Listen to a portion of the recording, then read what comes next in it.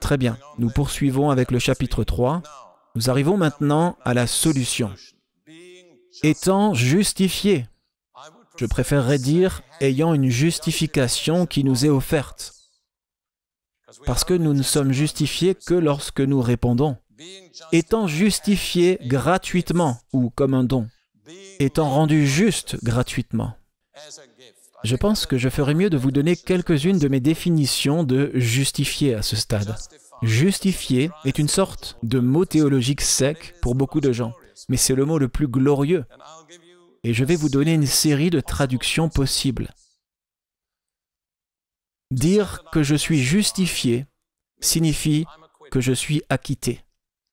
Mon affaire a été jugée devant le tribunal des cieux et ils ont rendu un verdict non coupable. N'est-ce pas merveilleux? Parce qu'il n'y a pas de plus haut tribunal que le tribunal des cieux. Quand le ciel dit « vous n'êtes pas coupable », peu importe ce que votre voisin dit de vous, peu importe ce que les autres pensent de vous, vous n'êtes pas coupable. Cela fait partie de la justification.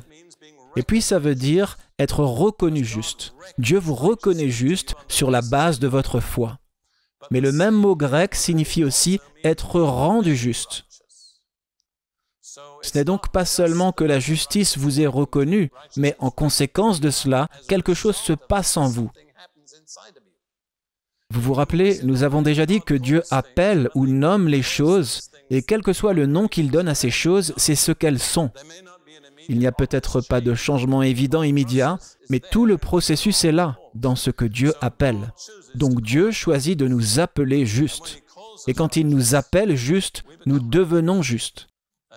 Et puis une autre traduction, certains d'entre vous l'ont déjà entendu, justifié signifie « je suis comme si je n'avais jamais péché ». Pourquoi? Parce que j'ai été reconnu juste par la justice de Dieu. Pas par ma propre justice, pas par mes meilleurs efforts, mais par la foi. J'ai reçu comme un don la justice de Dieu. Et si vous ne la recevez pas comme un don, chers frères et sœurs, vous ne l'aurez jamais. Vous ne pouvez pas œuvrer pour l'obtenir. Vous ne pouvez pas la gagner. Elle est aussi élevée au-dessus de ce que nous pouvons faire de mieux que le ciel est au-dessus de la terre. Dieu a dit dans Ésaïe, chapitre 64, verset 6, « Toute notre justice est comme un vêtement souillé. » Il n'a pas dit tous nos péchés. Il dit « Le mieux que vous puissiez faire aux yeux de Dieu, c'est comme un chiffon sale. » Et ces chiffons sales ne vous mèneront jamais au ciel. Je n'ai pas ça dans mon plan, mais je me sens si bien à ce sujet que je vais me tourner vers Ésaïe 61, verset 10. Je ne prêche jamais sur ce sujet sans arriver à ce verset. Ésaïe 61, verset 10, ça décrit ce que c'est que d'être justifié, être reconnu juste. Je me réjouirai en l'Éternel, mon âme exultera ou sera ravie d'allégresse en mon Dieu. Exulter est peut-être le mot le plus fort qu'on puisse avoir pour dire qu'on est intensément heureux et on en parle à tout le monde. Car il m'a revêtu des vêtements du salut. Il m'a couvert d'une robe de justice. Beaucoup de gens savent ce que c'est que d'être sauvés, mais beaucoup de ceux qui sont sauvés ne savent pas ce que c'est que d'être justifiés. Tout d'abord, il vous revêt du vêtement du salut. C'est merveilleux. Je pourrais dire que c'est une sorte de sous-vêtement. Mais ensuite, il vous couvre d'une robe de justice. Il vous couvre totalement d'une robe de sa justice. Et peu importe l'angle sous lequel le diable vous regarde, tout ce qu'il peut voir, c'est la justice de Dieu. Il n'a rien qu'il puisse dire contre vous. C'est la justification. C'est ce dont nous parlons. Je me sens si souvent affligé que les chrétiens ne s'enthousiasment pas vraiment au sujet de leur foi. Je crois en ceux qui s'enthousiasment. Pour moi, c'est logique. Dire qu'on croit à ces choses et ne pas s'enthousiasmer à ce sujet, c'est illogique. Je me souviens de l'époque où je fréquentais l'église anglicane, et ce n'est pas une critique de l'église anglicane. En tant qu'adolescent plutôt critique, j'écoutais tous les mots qui étaient dits et les belles prières et confessions, et c'était glorieux. Puis j'ai regardé les gens, et je me suis dit, si ces gens pensent vraiment ce qu'ils disent, ça ne se voit pas. Ils n'en ont pas l'air.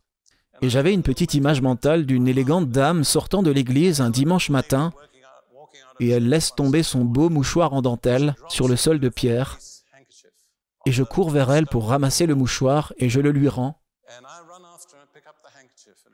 Et elle est beaucoup plus enthousiasmée à l'idée de récupérer le mouchoir qu'elle ne l'est à propos de toutes les choses qu'elle a dites sur le salut. Vous voyez, les gens qui se comportent comme ça n'ont jamais vraiment compris ce qu'ils disent. Je pense que si vous pouvez vraiment comprendre cela, Dieu vous a couvert de la robe de sa justice. Vous devrez faire ce que dit Ésaïe. « Je me réjouirai en l'Éternel, j'exulterai dans le Dieu de mon salut. » Je serai si heureux que je devrais le dire aux gens. Je vais devoir faire plus que de juste m'asseoir sur un banc. Je vais devoir me lever, crier, danser. Ce n'est pas illogique, c'est logique. Je suis un logicien de formation. Dire que vous croyez à toutes ces choses merveilleuses qui sont dites dans cette lettre aux Romains et dans tout le Nouveau Testament et ne pas s'en réjouir, c'est totalement incohérent. Ça signifie en fait que vous ne croyez pas à ce que vous dites. Et seul le Saint-Esprit peut vous rendre cela réel pour vous. Frère Prince ne peut pas faire ça. Très bien, nous retournons dans Romains 3, verset 24. « Étant justifié comme un don par sa grâce. » Nous en viendrons dans Romains chapitre 5 à l'affirmation que nous recevons la justice comme un don. Gardez donc cela à l'esprit.